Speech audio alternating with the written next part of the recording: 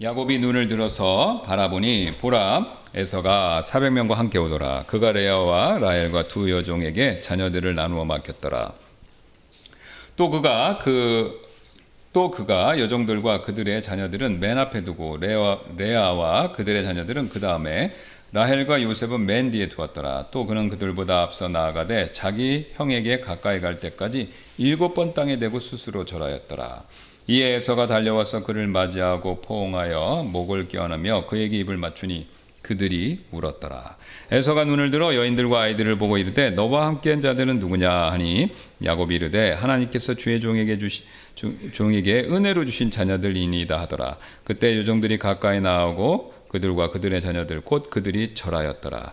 레아도 자기 자녀들과 함께 나와 절하였고 그 후에 요셉이 라헬과 함께 나와 그들이 절하였더라. 자, 우리 지금까지 이제 요셉의 삶을 쭉 살펴보고 있죠. 그런데 그의 삶은요, 한 가지 특징이 있습니다. 뭐냐면요, 참 그 사람의 삶은 갈등과 대립과 그 다음에 부딪힘이 많았다라는 거죠. 화평이 부족했습니다. 자신의 아버지 이삭하고는 굉장히 대조적이었어요. 우리 성경 보시면 이삭은 굉장히 무난하죠. 별 큰 문제가 없습니다. 이렇게 아브라함은 어려움이 있었지만 믿음으로 잘 극복했고, 이삭은요 그냥 그 아버지 후덕을 잘 봐서 신앙과 여러 가지 덕을 많이 봐서 굉장히 무난하게 지나가는데, 유독 야곱만 풍파가 많았어요. 특히 다른 사람들하고 이 갈등이 굉장히 심했는데요. 일단 먼저 자신의 고향에서부터 그 갈등 관계가 굉장히 심했었죠. 이 장자권 문제로 자기 형 에서하고 크게 부딪혔고요. 또한 자기 아버지에게도 거짓말을 했기 때문에 아버지하고도 갈등 관계였어요. 근데 그렇게 갈등 때문에 하란으로 왔죠. 라반의 집이 있는 하란으로 왔는데 하란에서도 계속 부딪히는 거예요. 아시는 것처럼 라반하고도 좋은 관계가 아니었고, 또 자기의 두 아내인 레아하고는 말할 것도 없고 30장 보시면 라헬하고도 싸우는 모습이 나와요. 그렇죠? 왜 아이를 나한테 안 주냐고 그래갖고 라헬하고 부딪히잖아요. 그죠? 그럼 내가 하나님이냐? 그러면서 또 부부싸움하는 장면이 나옵니다. 야곱의 이런 평화롭지 못한 삶은요, 그 뒤로도 계속 이어지는데요. 지금 오늘 보시면 33장 18절 19절 보겠습니다. 야곱이 밧다마람에서부터 와서 하란 밧다마람에서부터 쭉 내려왔죠. 이제 에서를 만나서 화해를 잘하고, 그 다음에 어디로 가냐면요, 가나안 땅에 있는 세겜의 한 도시 살렘에 이르러 그 도시 앞에 장막을 쳤더라. 그가 자기 장막을 친 밭의 일부를 세겜의 아버지 하몰의 자손들의 손에서 돈 100개로 샀더라. 그러면 이제 그 장막을 쳤는데요, 그 장막 칠 장소가 좀 필요했겠죠. 그래서 거기서 돈을 내고요, 돈 100개를 내고 장막을 칠 수 있는 밭을 샀습니다. 그래서 야곱이 이제 세겜에서 정착해서 그 주변에서 이렇게 계속 사는데요. 나중에 보시면 아시겠지만 무남동녀 딸이 있었죠, 디나. 근데 디나가 세겜성의 그 성주의 아들한테 이제 치욕을 당하죠. 그런데 이제 그 야곱의 아들들, 그러니까 다 베다른 형제잖아요. 그러니까 이제 특히 시몬하고 레위가 불같은 사람입니다. 그 잔인하다라는 표현이 나올 정도로 굉장히 잔인한 사람들이에요. 얼마나 이 사람들이 잔인하냐면 거짓으로 할례를 받게 해서, 남자들은 이제 할례를 받으면 힘을 못 씁니다. 할례를 받게 해서 힘을 못 쓸 때 단 둘이 칼을 들고 가서 그 남자들을 다 죽여요. 그러고 나니까 나머지 형제들이 쫓아와 갖고 약탈을 다 해서 그냥 싹 가져갑니다. 그러면 이제 주변에 있는 가나안 사람들 입장에서는요, 굉장히 화가 나죠. 왜요? 이 구르는 돌이 와서 박힌 돌을 내쫓는다고, 뺀다고, 어디서 알지도 못하는 메소포타미아 저쪽에서 아브라함의 사람이 딱 오더니 이 사람이 점점 잘 사는 거예요. 점점 영향력을 끼치는 겁니다. 그러더니 이번에는요, 어떻게 됐습니까? 그 손자가 우리 세겜성 사람들을 전멸을 시키는 거예요. 그러니까 이제 눈에 가시 같았는데 잘 됐다 그래갖고, 사실은 야곱의 가족들을 몰살시키려고 했는데 하나님이 기적같이 두려움을 보내셔서 그 두려움을 주셔서 그런 일을 피하게 됐었죠. 그러니까 세겜 사람들하고 또 관계가 안 좋았어요. 그 뒤로도 요셉 때문에, 이제 그 다음부터 요셉이죠. 라헬도 죽고 나 요셉 때문에 자식들하고도 별로 안 좋아요. 자, 근데 그런 모습이 징조가 오늘 33장 2절에 보이죠? 한번 보시겠습니다. 또 그가 여종들과 그들의 자녀들을 맨 앞에 두고 레아와 그들의 자녀들은 그 다음에 라헬과 요셉은 맨 뒤에 두고, 이 가축 세 줄로 해서 550마리 세 줄로 해서 보냈듯이 똑같이 자기 자식들도 세 열로 만드는 거예요. 첩하고 첩의 자식들, 그다음 레아하고 레아 자식들, 그다음 라헬하고 요셉. 아직 베냐민 안 태어났으니까 이렇게 딱 해놓고 그 다음에 에서를 만나러 가죠. 물론 이제 남자니까 자기가 맨 앞에 갑니다.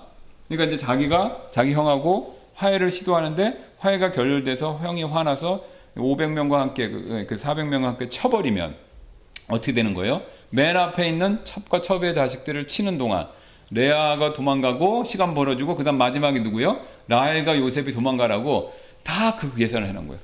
그럼 여러분 한번 제가 이걸 연구하면서 생각 들었어요. 그럼 앞에 있는 레아의 자식들하고 첩의 자식들 기분이 어떨까요? 이거 모를까요?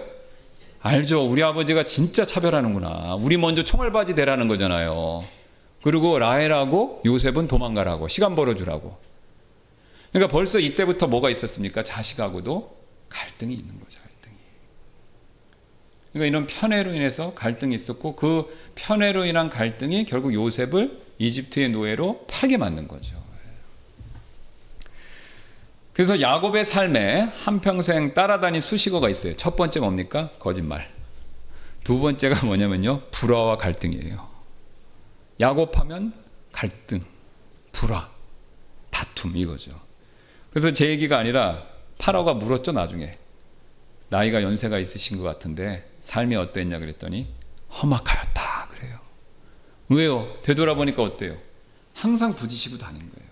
자기 아버지, 형, 그 다음에 외삼촌, 자기 아내들, 심지어 누구하고요? 자기 자식들, 가나안 사람들. 그러니까 야곱의 일대기를 보면 항상 부딪히는 거예요. 화평과 평안이 없는 거죠. 사실 야곱은요, 성경 인물 중에서 아브라함, 이삭, 야곱 이렇게 놓고 봤었을 때 능력이 제일 많아요. 머리 좋죠?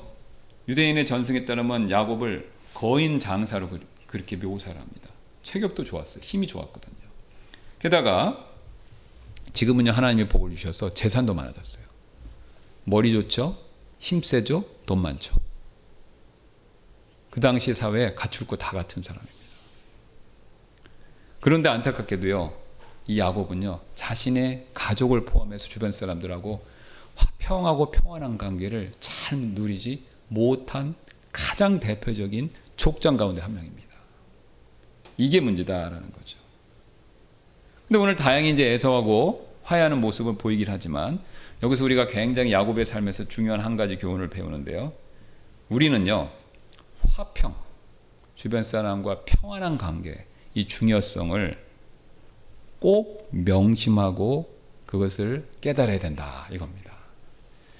즉 다른 사람과 화평하게 지내는 일이 우리가 생각하는 것보다 훨씬 더 중요하다, 이걸 깨달아야 된다는 거죠. 이거는 그냥 우리가 세상을 살 때 어떤 좋은 점, 도덕, 윤리 그런 수준이 아닙니다. 이거는 다른 사람과 화평한 관계로 지내라는 것은요, 하나님의 형상으로부터 시작하는 거예요. 하나님께서는 우리를 자신의 형상대로 만드셨죠. 그래서 삼위 하나님을 본받아서요, 사람을 남자와 여자로 만듭니다. 거기 보세요. 제가 여기 넣어놓은 여기 보시면 감사하겠습니다. 여기 보시면 1장 26절에 이 말씀하죠. 또 하나님께서 이르시되 보세요. 우리가, 이거 복수로 얘기하죠. 그러면 벌써 창세기에 처음에 우리가 나옵니다. 그러면 누구를 얘기하는 거예요? 아버지 하나님, 아들 하나님, 성령 하나님 얘기하잖아요. 복수. 우리가 우리의 형상으로, 복수로인, 물론 하나님이 삼위로 존재한다고 하나님이 세 분이 있는 건 아니죠. 하나님은 셋입니까? 하나입니까? 하나예요. 하나님은 하나인데 삼위로 존재하는 거예요. 그러니까 이게 우리 교회에 이제 물어봤어요. 윤소리가. 그걸 그 교제 끝나고 삼위일체가 어떻게 되는 거냐고 이제 물어보는 거예요. 여기서 이제 밥 먹는데 끝나고 그래서 제가 그거는 다 알 수가 없다. 그러면서 제가 배웠던 거 이제 그거를 설명해 줬어요. 아버지 하나님, 아들 하나님, 성령 하나님 있는데 이 세 분이 이렇게 하나야. 요거 제가 저 미국 사람들한테 배운 거예요. 아이들 설명할 때 이렇게 해요. 그러니까 왜 이렇게 하냐? 이거 모른다는 거예요. 그런데 하나님은 셋이 아니라 하나인데 삼위로 존재하지만 하나다 이거예요. 이 부분은 모르는데 어쨌든 하나님은 삼위이시고 하나로 하나이시다. 세 하나님이 아니다 이거죠. 이 말을 조금이라도 잘못하면요 이단되는 겁니다. 예, 그래서 그렇게 표현할 수밖에 없어요. 그러니까 이제 삼위일체를 어떻게 이해하시면 되냐면 우리가 교제하면서 얘기했는데 우리가 문제를 풀 때 여러분 수학 문제를 쉬운 예로 수학 문제 있지 않습니까? 수학 문제를 딱 풀 때 맞추는 방법이 두 가지가 있어요. 보통 첫째 공부를 엄청 잘하고 수학 실력이 좋아서 수학 문제가 나오면 계산을 딱 해서 나온 숫자만 찾으면 됩니다. 그렇죠? 모험생이죠. 예. 아니 뭐 국어 문제도 마찬가지, 역사 문제도 다 외우고 있으면 뭘 물어보면 딱 거기가 나와 있어야 돼요. 그렇죠? 제가 정확히 알고 있으면 보기에 나와 있어야 되잖아요. 예.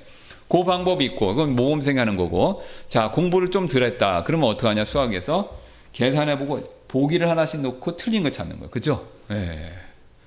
그렇죠? 예.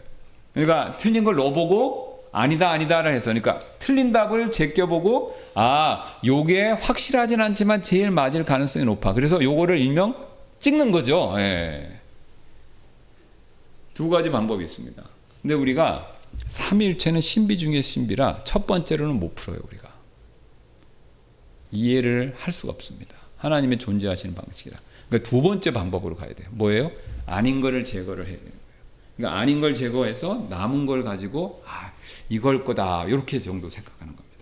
그러니까 삼위일체도 마찬가지가 되는데 이제 우리가 그런 방법을 접근하는데 자 거기 보시면 우리가 우리의 형상으로 우리의 모양에 따라 사람 만들자 그러죠. 보세요. 그러니까 우리가 복수니까 사람도 결국 복수가 되죠.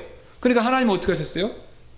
남자가 아니에요. 처음에 사람 아담을 만들고 여기서 여자를 만드니까 그 다음부터 뭐 여자를 만드는 순간 아담은 누가 되는 거예요? 남자가 되고 만들어진 이브는 뭐가 되는 거예요? 여자가 되는 거죠. 그러니까 아담에서 복수의 존재가 된 거예요. 남자 여자란 복수가. 이거는 마치 아버지가 아들을 낳은 거예요. 그러니까 아버지 하나님이 아들 하나님을 낳은 거죠. 그 아들 낳아진 아들 하나님이 누굽니까? 예수님. 그 독생자잖아요. 영어는 only begotten son. 유일하게 낳으신 아들. 그래서 비가튼이라는 동사는 킹제임스에서 쓰는데 이거는 아버지가 자식을 낳을 때만 쓰는 거예요. 그러니까 보는 엄마가 낳을 때 쓰고 아버지는 낳았을 땐 비겟 이 동사를 씁니다. 이게 더 정해져 있어요. 그러니까 아버지가 자식을, 물론 아버지가 아이를 직접 출산하는 건 아니지만 아버지로 말미암아 자식이 나오는 거잖아요. 그죠? 예. 그러니까 그걸 나타낼 때는 비가튼이라는 동사를 씁니다. 이게 정해져 있어요. 그러니까 아버지가 낳은 아들, 그게 누구예요? 독생자 예수 그리스도. 그러면 언제 낳습니까? 몰라요. 영원 전부터 난 겁니다. 예. 그러니까 이게 시간 안으로 들어오면은 그 다음부터 이단되는 겁니다. 왜요? 그러면 아들이 아버지와 똑같은 하나님이 아니기 때문에 시간차가 들어가면. 그러니까 시간은 만들어진 거예요. 그죠? 하나님이 이 세상을 창조할 때 그때 시간과 공간을 만드신 거예요. 그러니까 이거는 물리학자들은 다 알아요. 창조란 말은 그 안에 창조란 말에 시간과 공간이 그때 만들어졌다는 거예요. 근데 하나님은 시간과 공간을 만드셨잖아요. 그러니까 그분은 시간과 공간을 만드셨으니까 시간과 공간을 초월할 수밖에 없어요. 자, 제가 하나님이라고 가정하고 시간과 공간을 딱 이때 창세기 때 이걸 만들었어요. 그리고 이게 가다가 새하늘과 새 땅이 오고 영원한 세계 되면 딱 끝납니다.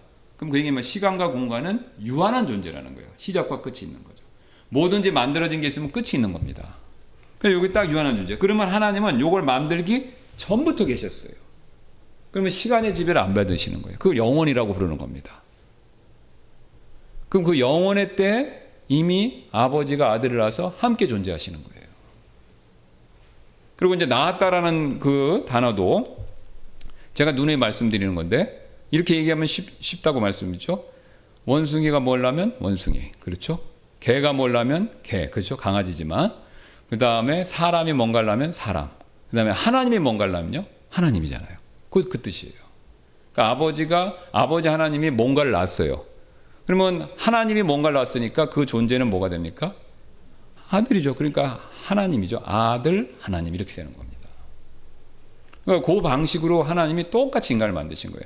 아담을 지으시고 아담으로부터 이불을 만들어내면서 그때 그와 동시에 남자와 여자가 딱 되는 거죠. 그러니까 여기 27절에 그대로 얘기하잖아요. 이제 복수로 우리가 복수이니까 사람도 복수가 되죠. 그렇게 하나님께서 자신의 형상으로 사람을 창조하시되 그분께서 하나님의 형상으로 그를 창조하시고 그들을요 남성과 여성을 만드셨다 그러잖아요.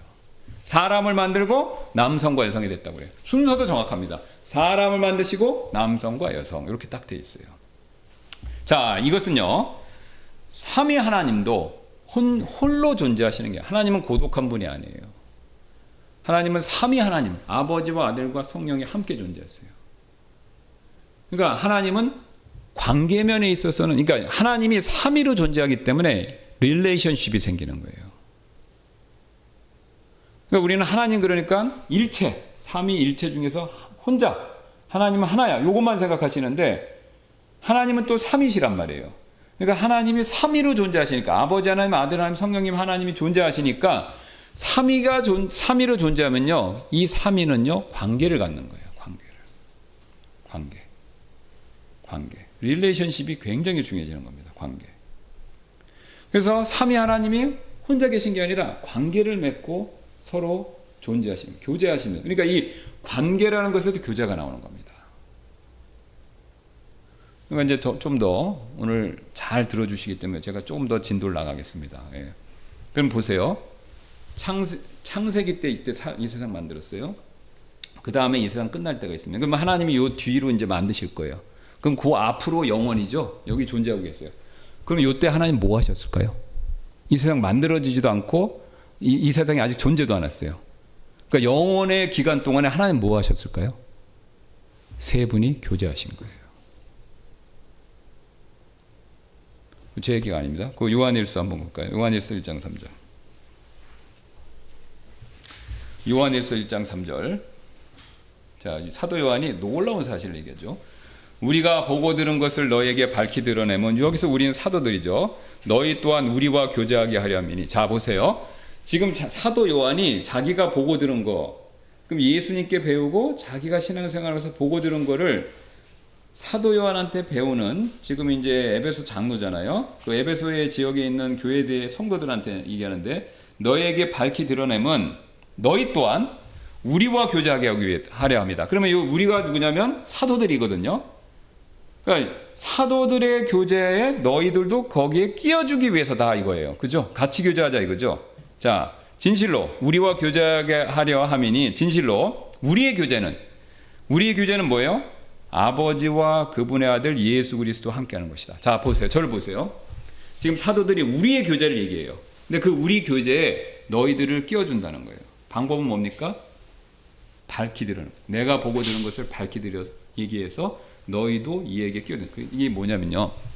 우리 교제하거나 막 얘기를 해요. 무슨 홈쇼핑 물건 막 사셨어요. 아니면 우리 자매님들이니까 화장품이 막 좋은 게 있어. 그럼 막 그 얘기를 하는데 그걸 모르는 분은 거기 못 끼어들어요. 그죠? 근데 내가 나도 그거 어제 무슨 홈쇼핑에 샀어. 그러면 그거를 알면 어떻게 돼요? 같이 끼어드는 거죠. 바로 그 원리입니다. 그러니까 사도들이 하늘에 대한 뭔가를 예수님한테 배워서 알고 있는 거예요. 그래서 막 얘기하는데 이 다른 제자들한테 얘기를 해서 그 제자들도 여기에 끼어주게 한다는 거예요. 근데 자기들이 하는 그 교제는 자기들이 하는 게 끝난 게 아니라 또 다른 교제가 있는 거예요. 누구 교제? 아버지와 아들이 하는 교제 있는 거예요. 그러니까 아버지와 아들이 하는 교제에 자기들도 끼어들어갖고 예수님이 가르치셨으니까 자기들이 그걸 또 얘기해 주니까 당신들도 끼어드는 거예요. 그러니까 아버지와 아들의 교제가 있고 거기에 계속 들어가는 거예요. 그럼 아버지와 아들의 교제는 언제부터 시작됐어요? 이 세상이 창조되기 전부터, 영원 전부터. 그래서 많은 분들이 이거를 잘 모르시기 때문에 하나님은 이 세상에서 우리를 만드시기 전에는 심심하셨을 것이라고 추정을 해요. 그렇죠? 하나님은 심심하셨을 것 같다. 왜? 사람을 엄청 사랑하니까 우리는 사랑받기 위해 태어났고 하나님은 사람을 엄청 사랑하시니까 사람이 없으니까 경배받을 대상도 경배를 할 사람도 없고 또 사랑해줄 대상도 없으니까 하나님 홀로 있으니까 하나님은 엄청 심심하셨겠다. 절대 심심하지 않으셨습니다. 삼위로 계시면서 엄청난 교제 가운데서 기쁨과 즐거움을 누리신 거예요. 그러니까 하나님이 이 세상을 창조하신 목적이 나옵니다. 삼위 하나님이 어떻게 존재하는지 몰라요. 언제 존재하셨는지 몰라. 영원이니까. 근데 삼위 하나님이 존재하시면서 엄청 기쁘고 즐거웠는데 이 기쁨과 즐거움에 다른 존재도 끼워주자 이거예요. 하나님의 아이디어가. 그러면 잘 보세요. 여기를 끼워주려면 동물이나 무생물은 안 돼요. 하나님하고 비슷해야만 그게 되는 거예요. 그럼 여기 어른들 교제하는데 아이들이 낄 수가 없잖아요. 어른이 되고 그 주제에서 아는 사람만 낄 수 있는 거예요. 그렇죠? 예. 그럼 애완동물 말인데 그 강아지나 이런 거 낄 수 있습니까? 안 되죠. 예. 그러니까 하나님이 자신들의 그 놀라운 교제 안에 어떤 다른 존재들도 초대하기 원하는데 그 초대는 여기에 낄 수 있어야 돼요. 그러면 하나님이 그 존재를 어떻게 만들 수밖에 없어요? 우리하고 비슷하게 만들어야 돼요. 그러니까 우리의 형상과 우리의 모양이 나오는 겁니다. 그래서 인간을 유일하게 하나님과 굉장히 비슷하게 만들어서 하나님의 교제 관계에 끼일 수 있게, 거기 들어올 수 있게 일부러 만드신 거예요. 근데 이게 원래 그게 에덴에서의 목적이었어요. 그러니까 에덴에서는 그게 잘 작동했죠. 근데 그게 깨져버렸어요. 왜요? 죄 때문에. 그러니까 문제가, 자 보세요. 서로 잘 지내시다가 서로가 서로에게 잘못하면요, 그 교제 관계는 깨져요. 부부간에 보면 정확히 알죠. 그렇죠? 좋아서 같이 사는데 서로에 대해서 어떤 잘못을 하면요, 그 다음부터 냉랭해지고, 그죠? 관계가 깨지는 겁니다. 인간이 왜 이런 일을 겪냐? 하나님이 그렇게 만드신 거예요. 그러니까 우리가 하는 모든 것들은 다 그림자예요. 뭐에 대한 그림자? 하나님이 하시는 일에 대한 그림자인 거예요. 그러니까 하나님이 그거를 알 수 있게끔 만들어 놓으신 거예요. 그래서 하나님이 우리가 그런 형상으로 만들어서 우리를 초대하셔서 그 기쁨과 즐거움을 같이 누리게 만드신 거죠. 그러니까 여러분, 에덴을 낙원이라고 그러냐면 거기에 뭐 아름다운 나무, 꽃, 그 다음에 뭐 거기 강도 4개 나오죠. 거기 뭐 금도 나오고 그럽니다. 근데 에스겔서 보면 에덴의 아름다움에 대해서 또 굉장히 멋진 설명들이 있어요. 그러면 에덴 동산이 뭐 아름답고 멋지고 그다음 화려하고 신비로운 것이 많아서 그것 때문에도 좋지만요, 제일 중요한 목적이 있었습니다. 하나님하고 교제를 했기 때문에 낙원인 거예요. 근데 하나님하고 교제 관계 깨지니까 에덴은 사라져 버렸어요. 정확히는 홍수 이후로 없어져 버린 거죠. 여러분, 이게 똑같은 원리가 천국이랑 똑같아요. 천국 가면 금길 있고, 그죠? 휘황찬란하게 뭐 12 보석도로, 벽은 뭐 보석들이고, 문 들어가는 문은 거대한 진죽을 해서 막 그거 보면 막 눈이 휘둥그레지겠죠. 근데 천국이 정말로 낙원이 될 수 있는 건요, 거기에 누가 계시기 때문에? 하나님이 계시기 때문인 거예요. 여러분, 왕이 멋진 왕궁을 갖고 있다 하더라도 왕비가 없으면요, 그 궁궐은요, 그 왕한테 의미가 없는 겁니다. 이거는 비유가 잘못된 거, 별로 와닿지 않으시는 것 같아요.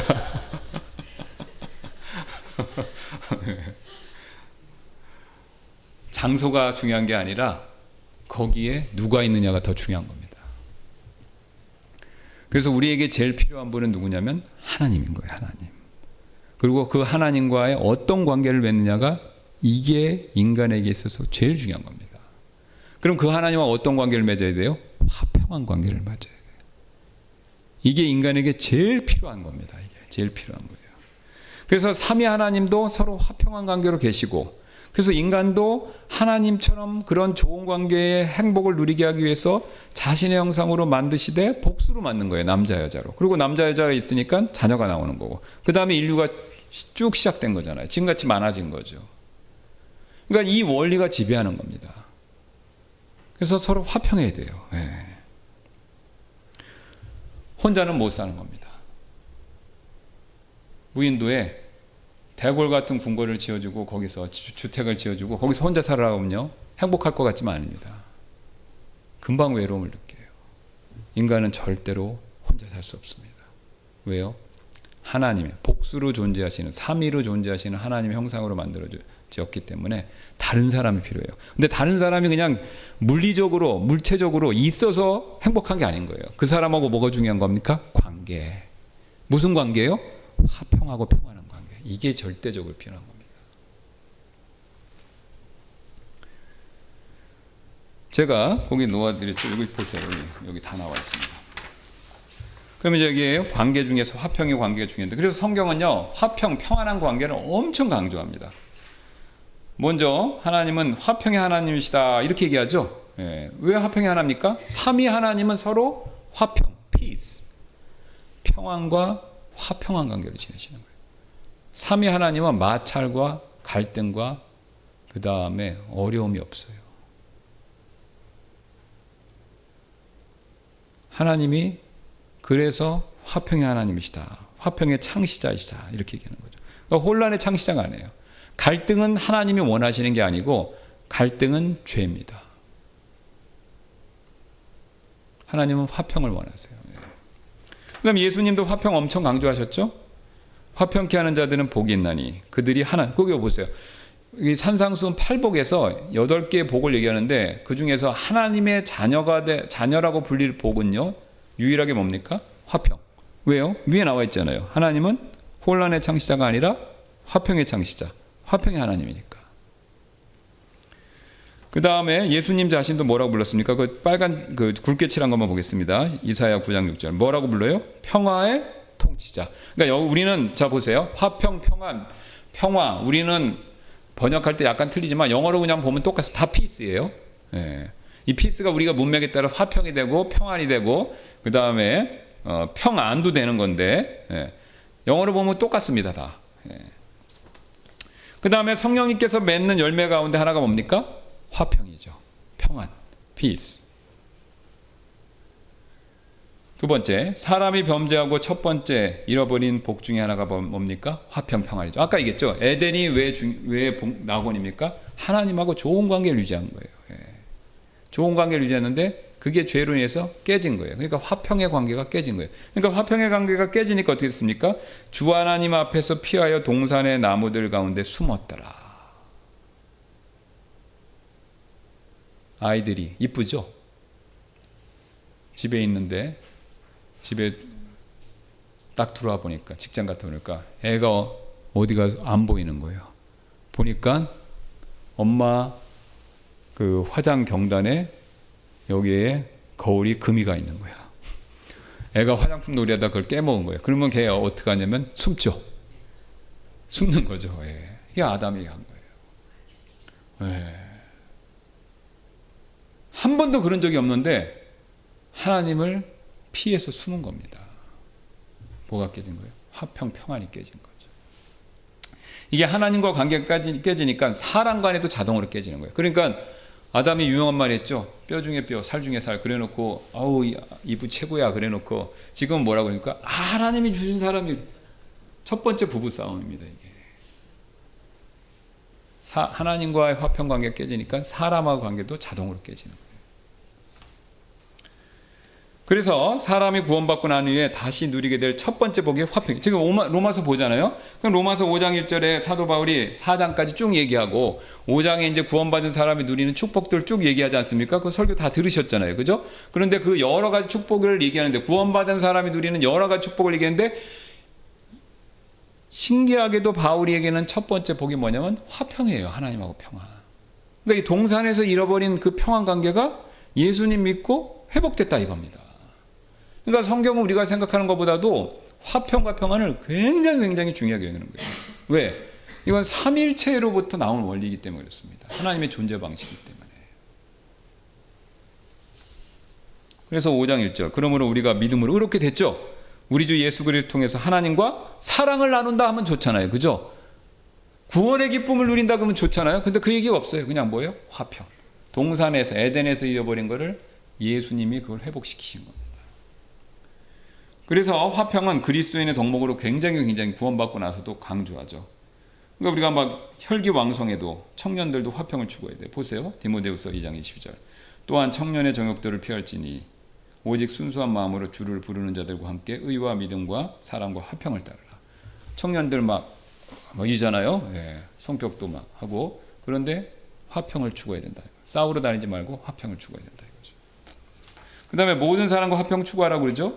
12장 14절 모든 사람과 함께 화평함과 거룩함. 보세요. 거룩함과 화평이 같이 가는 거예요. 근데 이게 묘합니다. 왜 묘하면요, 우리가 거룩을 추구하면요 다툴 수밖에 없어요. 그렇죠? 회식 자리인데 부장이 이거 안 먹으면은 안 돼. 그래서 막 압력을 주는 거예요. 그러면 거룩을 지켜야 되니까 그걸 먹어야 됩니까? 안 먹어야 됩니까? 믿음이 있으면 안 먹어야 돼. 믿음이 약하면 훗날을 도모하자. 그래서 일단 받아서 승진을 위해서 먹을 수도 있지만 믿음이 그거밖에 안 되니까 어떻게 해요? 할 수 없는 거죠. 그러나 믿음이 크면 어떻게 돼요? 거부해야죠. 거부해야죠. 그러면 이제 거룩을 위해서 거부해야 되는데, 자 보세요. 근데 그때 거부할 때 화평이 있어야 되는 거예요. 저는 이거 절대로 안 먹습니다. 이거 사탄아 물러가라. 이러면 어떻게 되는 거예요? 베드로한테 한 얘기를 인용해서 그 따라주는 부장님, 과장님, 사장님한테 사탄아 물러가라 그러면서 막 기도하고 앞에서 무릎 꿇고, 그러면 어떻게 되는 거예요? 거룩은 추구한 건 맞지만 화평은 깨지는 거죠. 화평을 추구하면서 거룩을 해야 된다니까요. 그러니까 우리 근본주의적이고 오늘 아까 십자가 군병 불렀지 않습니까? 십자가 군병이 자처하는 우리 침례교, 독립침례교는요 거룩과 분리를 엄청 강조하는 데가 맞습니다. 그건 뭐 당연한 거죠. 진리를 위해서 싸워야 되죠. 근데 싸울 때 화평도 고려해야 돼요. 화평도 고려해야 돼요. 이 화평이 너무 약해. 게다가 우리 한국 사람들은 문화 때문에 화평이 약해요. 자, 우리 한국 사람들 특징이 있어요. 굉장히 감정적이에요. 그죠? 이게 뭐가 그러면은 논리적으로 따지는 것보다 목소리부터 먼저 커져. 그죠? 그러니까 자동차 이렇게 지나가면 딱 차 내리고 막 이렇게 싸우잖아요. 그죠? 이게 제가 경험한 바로는 미국 사람 이런 사람들 그거 하기 어렵습니다. 왜냐하면 총 맞을 수가 있어서 잘 못해요, 사실. 막 삿대질하고 그러면 총을 맞을 수 있어요, 실제로. 주먹도 맞고 그러니까 그렇게 잘 못한단 말이에요. 그런데 우리는 막 나가갖고 막 열불 내면서 막 그러잖아요, 그죠? 그러니까 우리 또 문화가 그래요. 우리 다혈질적인 게 있어서. 그러니까 우리가 그 구원받고 교회에 그걸 그대로 갖고 오니까 거룩을 추구하지만 화평을 또 추구를 못하는 거예요. 여기 거룩과 화평 다 얘기하죠. 그리고 여기 또 모든 사람과 써 있어요. 모든 사람은 구원 안 받은 사람도 포함이야. 그 다음에 또 이단도 포함입니다. 그죠? 극단도 포함이에요. 그러니까 막 이단들 신천 좋으면 멱살 잡고 싸우면 안 된다는 거예요, 여러분. 거룩을 위해서 쫓아내야 되지만 멱살을 잡아서는 안 된다는 겁니다. 화평을 추구해야 되니까. 그 다음에 화평하게 하는 것이 지혜예요. 그러나 위로부터 난 지혜는 첫째 순수하고 다음으로 화평하며. 그렇죠? 이게 화평하기가 굉장히 어렵습니다. 그러니까 지혜로워야 돼요, 사실. 그렇죠? 신천지 왔는데 이걸 쫓아내야 되는데 우리가 거룩을 추구해야 되니까. 그렇다고 막 감정적으로 싸우면 안 되니까 지혜롭게 내보내야 되잖아요. 그러니까 지혜가 화평케 하는 것이 지혜가 필요한 일이죠. 자, 그래서 우리가 이렇게 굉장히 화평이 성경을 중요하다라는 사실을 강조하는데, 오늘 어떤 분들은 이제 아까 말씀드렸듯이 이렇게 화평을 얘기하면요 타협한다고 생각하시는 거예요. 타협하는 게 아닙니다. 예수님 보시면 아세요. 예수님은 타협 안 하셨죠? 근데 화평하셨어요. 그렇죠? 바리새인들하고 싸우셨죠? 타협 안 하셨어요? 근데 평안하셨어요. 왜? 화평의 왕이잖아요. 평강의 왕. 예수님 바리새인들 맨날 보면서 멱살 잡고 싸우지 그렇게 안 하셨다니까요. 예수님 제자들도 마찬가지예요. 처음에 예수님 제자들 막 들이받고 싸웠죠. 불을 내리십시오 막 그랬는데 오순절날 성령 받고 성숙해지니까 어떻게 됐습니까? 그런데 그거 안 해요. 사도 요한은 천둥의 아들이라고 다혈질입니다. 근데 나중에 사랑의 사도가 돼요. 그 사람이 설교하면서 형제들아 서로 사랑하라. 그러면 사랑하라는 말 때문에 다 은혜 받았다는 거예요. 이게 그 사람의 삶에서 나오는 말씀이었기 때문에. 그래서 우리 역시 화평을 추구해야 되는데, 오늘 안타깝게도 야곱은요 이 화평의 중요성을 잘 몰랐던 사람이에요. 그는요 장자권의 축복이 중요하다 이건 알았는데요, 다른 사람하고 잘 지내는 화평의 축복 이건 몰랐던 겁니다. 장자권을 통해서 얻는 물질의 축복, 이 중요한 거 잘 알았는데요. 자기 형하고 잘 지내고, 자기 아버지하고 잘 지내고, 자기 외삼촌하고 잘 지내고, 자기 아내하고 잘 지내고, 자기 자식들하고 잘 지내고, 주변에 가난한 사람들하고 잘 지내는 거, 이 중요성을 몰랐던 거예요. 사실 그는요, 우리하고 굉장히 비슷해요. 머리하고 힘만 있고 돈만 있으면 혼자서도 잘 살 수 있다. 이런 생각을 한 전형적인 인물이었다라는 거죠. 여러분, 만약에 야곱이요, 우리가 살펴봤던 이런 화평의 중요성, 이거를 일찌감치 알았으면요, 에서한테 그렇게 했을까요? 에서를 속이면서까지 장자권을 빼앗아야 되겠다, 그 정도까지 생각을 가졌을까요? 만약에 화평의 중요성을 알고 하나님께서 주시겠지, 그냥 믿음으로 기다리자, 이렇게 했다면요, 야곱은요 20년 동안 에서 때문에 두려움을 느끼는 삶을 살지 않아도 된 거죠. 민수기 말씀처럼 우리 죄가 우리를 찾아내지 않습니까? 그 속인 죄 있어요. 그리고 마지막에 형이 했던 말이 뭐예요? 어머니를 통해 들은 게 너 죽여, 그잖아요.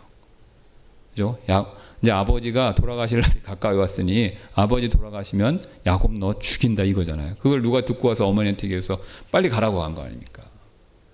그러니까 야곱의 뇌리에는요, 형이 마지막 한 말이 있어요. 나를 죽일 거다.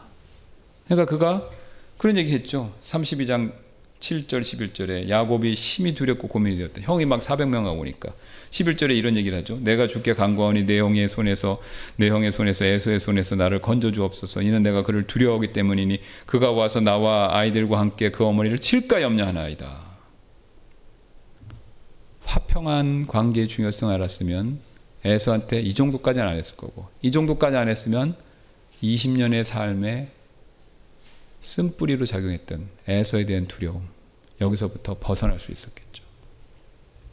또 그것 때문에 라반한테 할 수 없이 도망쳐서 그 밑에서 20년 고생할 필요도 없었겠죠. 여러분 생각해 보세요. 에서가 사이가 좋았으면요, 에서는 어차피 이방 여자들하고 했잖아요. 그래서 자기 어머니 리브가 얼마나 속상했습니까? 자기 아버지도 마찬가지죠. 근데 야곱은 형하고 사이가 웬만하게 이렇게 유지되면서 있고, 그 다음에 믿음의 사람을 구하겠다 그러면 아버지 이삭이 어떻게 했을까요? 자기 어머니 리브랑 똑같이 종을 보내서 라반한테 가서 라헬을 데려왔을 거예요, 아마.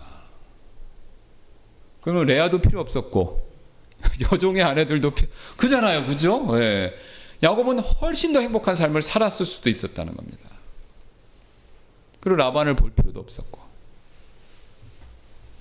아마 에서와의 화평의 관계를 조금 더 신경 썼으면 지난 20년간의 그의 삶은 지금과는 완전히 달랐을 수도 있다는 거죠. 사실 여러분, 우리도 마찬가지가 됩니다. 우리도요, 야곱처럼요, 내가 가진 거, 또 내 실력, 또 내가 가지고 있는 그 어떤 거, 그거의 중요성에만 너무 빠져들어서 그런 것을 얻기 위해서, 그런 것을 더 모으기 위해서 다른 사람과의 관계를 해치면서까지, 그래서 화평의 관계가 깨지면서까지 그런 삶을 살면요, 반드시 후회합니다. 제 얘기가 아니라 야곱의 삶이 보여주는 겁니다. 야곱은 부자였고 믿음의 족장이라는 이름도 명예도 얻었고 힘도 세고 머리도 좋았지만요, 그의 삶은요, 그가 얘기했듯이 험악했다라는 거죠. 그래서 우리도요, 가정이나 직장이나 심지어는 교회에서는요, 조금 손해보더라도 화평을 더 추구해야 됩니다, 여러분. 그게 궁극적으로는 우리에게 더 큰 복이 된다는 거죠. 삼위 하나님도 화평의 관계 가운데서 거하시는데, 우리 인간도 그런 화평의 관계 가운데서 거할 때 행복을 느끼도록 만드셨기 때문에 우리도 화평의 관계를 추구해야 우리의 삶이 더 복되다라는 겁니다. 얼마나 많은 재산을 갖고, 얼마나 많은 실력을 갖고, 얼마나 많은 능력을 갖고, 이건 두 번째 문제입니다. 여러분, 지금 우리 정치판에서 벌어지는 거 보세요. 다 왜 저렇게 오늘 난리가 났습니까? 권력을 갖겠다는 거잖아요. 권력을 갖기 위해서. 그렇죠? 그 권력을 지우기 위해서 저렇게 다투는 거 아닙니까? 심할 정도로. 그러니까 화평의 관계가 다 깨져버린 거죠. 그 관계를 중요하게 여겼으면 저 정도까지 못하는 거죠. 여러분, 저게 조금만 더 가면 나라 망합니다. 그건 확실해요. 사탄도 스스로 분열하면 그 왕국에 쓸 수 없다고 그랬듯이 우리는요, 우리 주변에 우리를 한국을 지배하거나 최소한 아니면 한국에 영향력을 펼치는 나라들밖에 없어요. 그렇죠? 일본 만만합니까? 북한, 중국, 러시아, 그렇죠? 예. 다 강대국이에요, 우리보다. 그럼 우리가 우리끼리 이렇게 분열해서 그 화평한 관계가 깨지면요, 옛날에 조선시대 때랑 똑같이 벌어집니다. 어느 나라 밑으로 들어갈 수밖에 없어요. 역사가 자명하고 성경의 그것을 원리적으로 보여줍니다. 근데 이거는요, 정치판에서만 벌어진 게 아니라 우리 가정, 우리 교회도 똑같습니다. 화평과 평안을 추구해야 그것이 하나님 앞에서 더 큰 복을 받는 거다라는 거죠. 그걸 인식해야 된다는 거죠. 예, 그래서 오늘 시간이 되었기 때문에 여기까지 하고 다음 시간에 이어서 또 살펴보겠습니다. 기도하고 마치겠습니다.